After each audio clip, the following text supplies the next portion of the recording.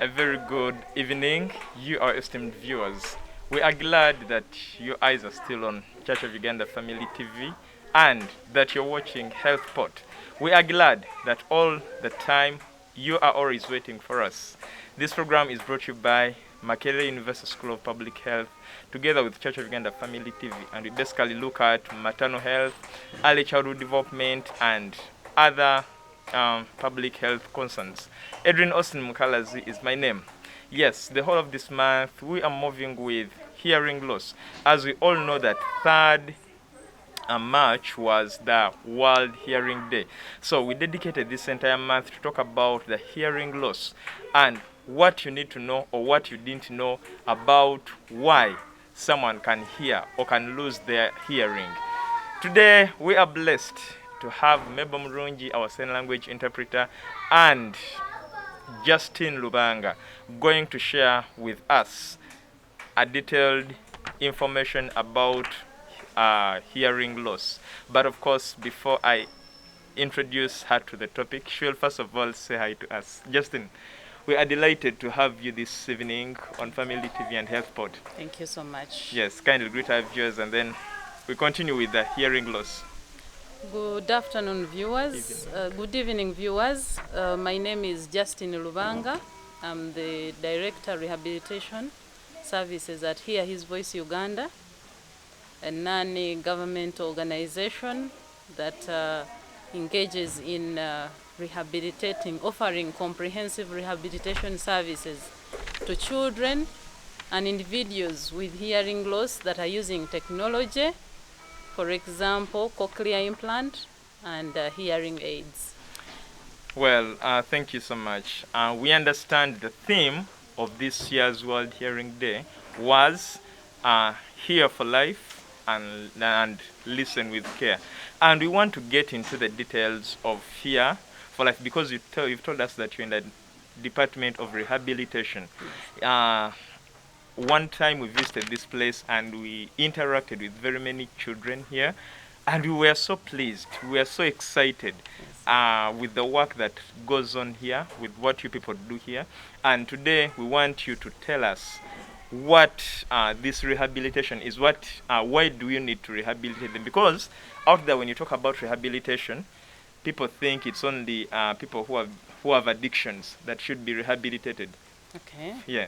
Thank you so very much. You raise a very pertinent issue that is close to my heart. Because first of all, when you hear the word hear for life, hearing is one of the senses that make our complete body. True. And as you would hear, see as another sense. But hearing is a very critical sense that has always been ignored because there are alternatives. Oh. Yes. What do you mean by alternatives? Alternatives because initially embracing technology has not been there. True. In that when a child is declared having a hearing loss, then they send them to the schools for the deaf. Now, we realize with the upcoming technologies, there are avenues where hearing can be reverted through use of cochlear implant and hearing aids. But it's not just that when you have cochlear implant, that is the end of it all. Oh, I thought when it is inserted, then you're good to go. No. And that's where many people get it wrong. They think this is a miracle that has happened and it is the end of it all. The journey is just beginning to hear for life. Now, when you acquire a cochlear implant, you get to start the process of rehabilitation, which explains the center's role. The child is taken through comprehensive rehab by getting speech and rehabilitation, but also getting the education. Why? Why the education component is important is we want, as the child is being supported to develop speech and language, is also learning the different innate skills in as far as counting, in as far as speaking English, in as far as communicating with others, in as far as how do you relate? Because someone would really wonder, last month, towards the end of last month, Yes. as we are looking at the International Cochlear Implant Day, Yes. we were in this very place and we interacted with some children here. Yes. When we asked them, they responded. But the question is, how do they learn Okay. English? How do they learn what they speak? Yes, that is very important. Why? How do they learn? Is because one of the things is we emphasize communicating, talking. We don't use sign language while here. We can use gestures to emphasize a point, but our main focus is on talking. The reason why we do that is because we want these children to learn to utilize the gadget, the cochlear implant. Because now the cochlear implant becomes their ear. And now the journey of hearing for life begins. Where first of all they are empowered to take care of that gadget. Yeah. Because it has do's and don'ts. They are empowered to ensure that that gadget stays on for many hours until when they are going to sleep or they are going to shower. But otherwise, they need to remain in touch with the rest of the people. They need to So communicate. the hearing shouldn't be stopped. Thank you. Because even when you're sleeping, you hear a knock and you're like, Yeah, hey, true. wait a minute. You hear a bell ringing and you even wake up. Why? Do you ever stop hearing? No. Thank you. You just rest. So that's why it is very critical. So we take them through a number of rigorous exercises in terms of structured therapy and also group therapy. Why do we do group therapy? Yeah. Because people, kids, you've seen them, they learn through others.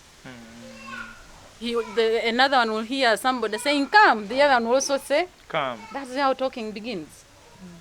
You imagine the time you were born and your mother is putting you on the breast. Oh, you want new. Oh, do you respond immediately? No. You don't respond, but you show signs, either by smiling, and that's where it begins.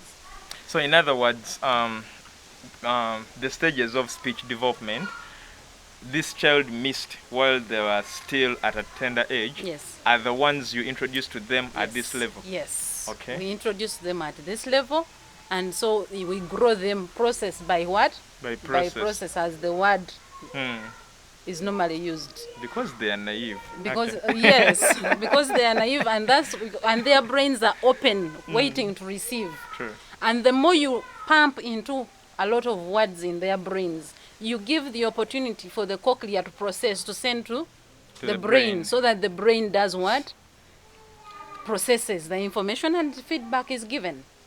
And that's why we emphasize the early learning, early intervention programs, whereby children need to be screened as early as possible. When the child is born, let them be screened. Can you really tell that my child will not be able to speak when they are 2 or 3 months? You see, when a child is born, tests are supposed to be done in as far as are they hearing, are they seeing, are they what, and all those. And one of the programs actually here, His Voice has engaged with Ministry of Health was to do newborn screening. And we are happy to say that Ministry of Health responded with happiness, and they issued a directive to have newborn screening done at regional level, national referral level, and district level. So that's the directive that was passed. Why? It helps us to parents to know the status of their children in as far as hearing loss is concerned, so that they seek for proper intervention early enough. Remember, there is a time when cochlear implant is not going to help. Oh. Yes. I thought at any stage Not they at any implanted. stage. Oh. Beyond, actually, in Europe, beyond 4 years, they don't do an implant. Actually, beyond 3 years. So an implant is supposed to be gotten from 0 to 3 years. 3 years. So that a child grows learning to communicate normally. As she's breastfeeding, the mother is talking to her, and she learns, and with time, she learns without really saying, sit here, we are going to do this. So but for Uganda, we have children that have been implanted at 7 years. But that's why it requires a vigorous rehabilitation. And I believe very many others will still be implanted because people didn't know that there is something that Yes. can be of rescue. People thought the moment your child doesn't hear, then that is the end. Take them to the school of the deaf, and that is how they will be forever. Yes, yes. So they're only learning, they're only getting to know some of these things. And before that's to be why implanted. your coming here is very, very important, very, very critical, very timely, to spread the gospel Yeah. out there, that there are remedies that can be tapped into. Sure. There is technology that can be tapped into to enable our children, have a potential to compete in this world, attain education, and be surgeons. What's wrong with that? Nothing. There is nothing wrong with it. Yeah. If a child is able to join mainstream school, is able to compete with others. Well, Justin, I want you to draw for us now a connection between hearing for life and listening with care. Okay. Hearing for life is, like I said, the process of, for those who have hearing loss, Yeah. the process of acquiring technology, using technology to hear, so that they are able to build their innate skills, listening skills, to develop speech and language for their ability to attain education, so that they are able to add value to this country. And in the long run, it will save the country a lot of monies. True. And as a result, our economy will grow because we have people who are able to sustain themselves. Yeah. Thank you. Yep. And then that is hearing for life. And then listening with care, connecting to hearing for life. Now, because you told us that hearing, Yes. not even telling us, but we all know that hearing is continuous. Yes. It shouldn't stop. Yes. And then where does the listening with care come in? Now, listening with care is where we support children to develop speech and language. And we use different strategies and approaches. And one of the approaches that involves listening with care is AVT, called AVT. Which That is is audio auditory, verbal therapy. Auditory verbal therapy. verbal Mm. therapy. Mm. Auditory. What does it involve? It Hearing. involves hearing. Mm. It involves, because when you hear, you're interested. Yes. When you hear, you stop. True. So you listen. Mm. Okay? And if you're interested in that, you listen with care. Mm. Because there is something you want to hear True. from that person. And there is feedback you want to get. Yeah. So the AVT comes in handy to bring meaning to what we call hearing for life. Wow. So we are shortly taking a commercial break, and when we come back, we are going to continue with the AVT. There is a lot you need to know about the AVT. We shall be right back after the commercial break. Thank you so much. The starting point of your surgery, when they say attention and you hold your legs, you have made yourself a soldier. Then I said, now I know you want me to get saved, so I am going to get saved, but give me time. Can you imagine telling God, if you ask him for something, can you imagine him telling you, give me time? I praise God that I was condemned, because if I wasn't condemned by man, then consequently I would have been condemned by God. But because of that human condemnation, that led me to my salvation.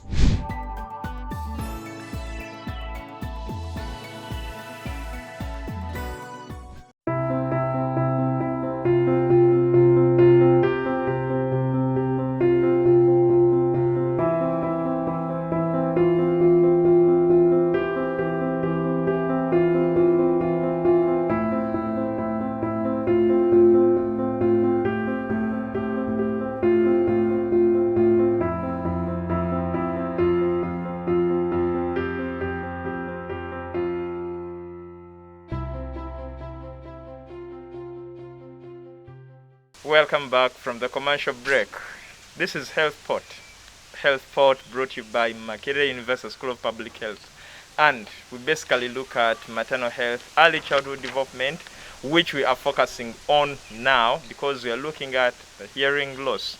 And before the commercial break, Mrs. Lubanga had shared with us or had introduced to us what we call the AVT, the auditory verbal therapy.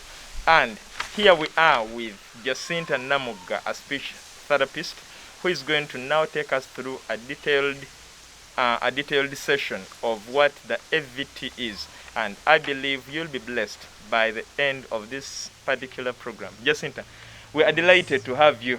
Nice to have you. Yeah, kindly, since we are seeing you for the first time. Yeah, greet them and then we proceed. Hello, our viewers. Nice to be here. Yeah. And we are delighted to share with you on this day about World Hearing Day. And we know that more information and sensitization is going to happen out there about hearing impairment. True. So Jacinta, we want to talk about the auditory verbal therapy. And what is it? Because Justine had introduced it, but we want to get a detailed definition of what it is so that our viewer out there will be blessed and will come to know what it is. All right, thank you very much. So auditory verbal therapy is a kind of therapy that we use with children with hearing impairment. It's so different from speech therapy because the strategies that a speech therapist uses are different from the strategies that an auditory verbal therapist uses. But in auditory verbal therapy, basically, we guide and coach the parent to work with their children as the primary facilitator of their children to develop listening and spoken language. So in this therapy, in other words, if I'm to get what you're saying, it is more into training the parent and not the child. Not the child. Okay. The reason is that the parent spends most of the time with their child than us. You know, however much they come for rehabilitation, but that time is not enough. And in other words, home environment is where everything happens.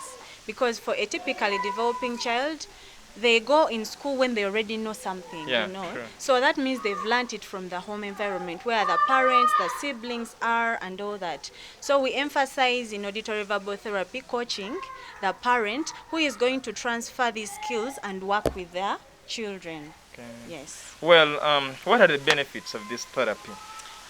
Because as you hear the word auditory verbal therapy. So when the child is engaged in this kind of therapy, they are going to develop auditory skills, in other words, listening skills, and then they start to also communicate to use spoken language, not sign language.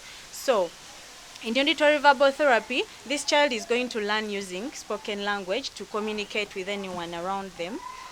Eventually, because you won't expect it immediately, the child is implanted. But as time goes on, through this program of auditory verbal therapy, they start picking up words and learning and, you know, eventually being independent. So that is one reason they start to listen and to use language. But also, they develop clear speech. Because in auditory verbal therapy, we encourage listening. So not only listening to others, but also listening to themselves. When they listen to themselves, they can correct themselves. If they are supposed to say the word cup and they say tap, they say, oh, no, because they've heard it. Like you can hear yourself talking. Yeah, true. So when they have the implant, they also hear themselves, and this makes their speech much clearer.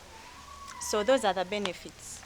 So, you train the parent to, how does the parent do it? Because what I'm seeing is, our parents in Uganda or in Africa, we call them African parents, they're a bit rough.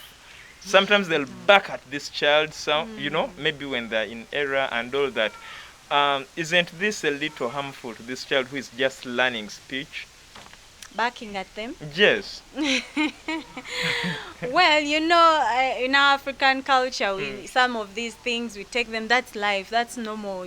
You know, you as a parent, you have to really, these things you can't, you know, eliminate them from the child's, you know, upbringing. But sometimes it is good for them to hear those different intonations. you know, in our voices, okay. because that back will already automatically indicate to them that it sends signals that my mom is really angry with me. It's different from you saying, "Oh, my baby," versus "Yo." You see, eh? What if I calmly respond, "No, this is wrong. Do this again." That is also another thing, because the way you bring in your voice tone and versus the other tough one, it is also bringing a comparison, you see. This is all developing the auditory brain of this child. So we call them in this therapy, we call it we call it suprasegmental features. There is the high pitch, the mid pitch, and the low pitch. So when this child is able to listen to those different suprasegmental features, it also helps them in their learning to speak in the, like, they can also use that tough voice when it's appropriate. They can also use that calm voice when it's appropriate. They can also use that very, easy voice when it's appropriate. So it's all good for them to hear all these, because you can't resist from using all these varieties So of voices. we also have another problem.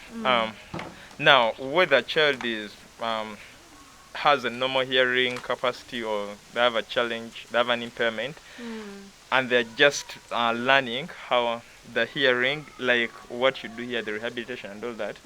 We have parents who think their children cannot pronounce some words, and so they'll pronounce them in a funny way. Can't this affect this child's speech? Can't this child pick that as the right pronunciation of the word? For example, if a child wants to say, or if a parent wants to say, "Nja kukuba," or "I'll beat you," and instead of that they say "ba," like that. Can't this affect this child? Isn't this the message the implant will send? The implant will send to the brain. That when my mom says "ba," it means "nja kukuba." And then they interpret it as if I want to say "Nja kukuba," I'll beat you, I say "ba." Okay, so usually, there is what we call motherese. There is a time when children are developing to use such kind of babyish language, like "ba ma" if it's hot. But as the child goes growing, you change up that language to the right the right language you're supposed to use, "nja kukuba," instead of "ba," because now the child is understanding much better than when they were young. So it's the same thing. If the child has just received an implant, we consider them as a newborn child. So it's okay to use the motherese to talk to this irrespective child. of the age when they get the implant. No, it doesn't matter the age. You're now considering the time they have been implanted and switched on, and now that's the day they have started their listening, like a newborn on that day. So you consider them as a newborn, and the language you use can also matter. So time will come and you will change your language. Now you know that your child has advanced in language. You can change up now "nja kukuba." Now they also start attaching meaning to that same thing as "ba" and "nja kukuba." Yes. So how long should a child get this therapy? Well, it depends. There is no specific time period for every child. Just like we have been told that early intervention is key. So when the child has been early diagnosed and early intervened with, so it helps their development, or their prognosis is a bit much quick, or a bit faster to catch up and learn and everything, because their brains are, very ready to learn and process. And we have to know that the critical age of language development is 3 years. So the brain after 3 years, that's why we emphasize early diagnosis. After 3 years, yes, we have been implanting in Uganda, but it takes a lot of work. So it doesn't matter. So if this child has been implanted at 1 year, then you're going to expect a good prognosis with this child to catch up very fast, depending if the family is really engaging with the child. Like I told you earlier, we work with the family, the parents, the caregivers, to train or work with their children. But if this family is not engaging with the child will not be benefiting. They will be coming to us, the therapists. We do what we have to do, but at home it's different, so you will not see any difference. So the child will take a long period. But for families that are really intensive and engaging, and they're consistent in therapy and practicing what we do, it's usually quicker, especially if the intervention was early enough. So there is no one size shoe fit all. that the time period varies. Okay. Yeah. Okay. We also have parents who will say, sincerely speaking, I don't have this much time with my child, and when I bring my child here, she's there with you the whole day. I come for them in the evening. When we reach home, it's a matter of sleeping, or we have supper and sleep. So they don't have that engagement.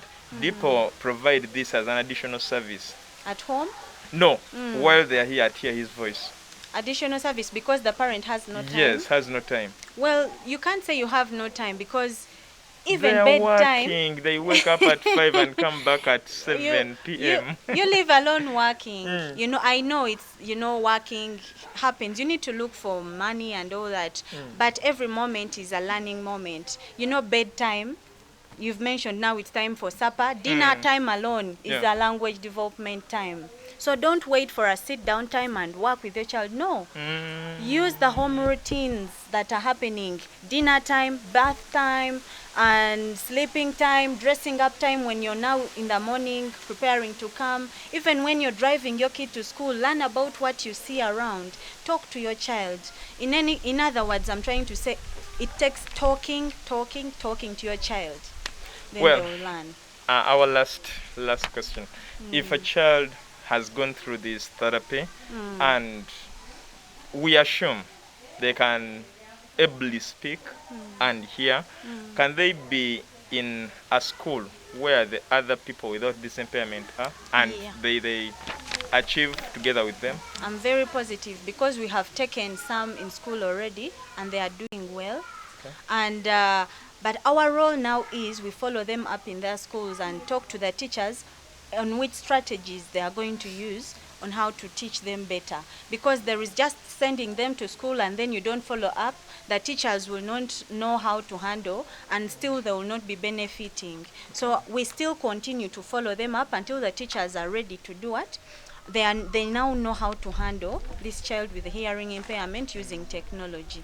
Okay. Yes. Well, thank you so much, Jacinta. We are blessed. Now, there are no more, should I call them complaints? Should I call them? There's no more compromise, I think. Yeah. Everything is in place. You can be helped. So don't sit back and say, now me with my child and all that. Yes, our greatest story was time. And you said there is nothing like time. Even the 30 minutes you're with your child, that is all training. So you're helping them learn something. Thank you so much for watching today's episode. We are delighted. We are blessed. We are still at Hear His Voice. We are still moving with Hear His Voice Uganda. They are still creating awareness so that at the end of this month, we believe very many families will be helped because we are a family TV. Edrine Osteen Mukalazi is my name. HealthPort is the program brought to you by Makerere University School of Public Health. Together with Church of Uganda Family TV, we're with Justine in the first part of this show, and Jacinta Namuga, a speech therapist, Mebo Murungi, our sign language interpreter. I've worked with Jonah Jal, the producer, Bantam in transmission. God bless you until we meet again.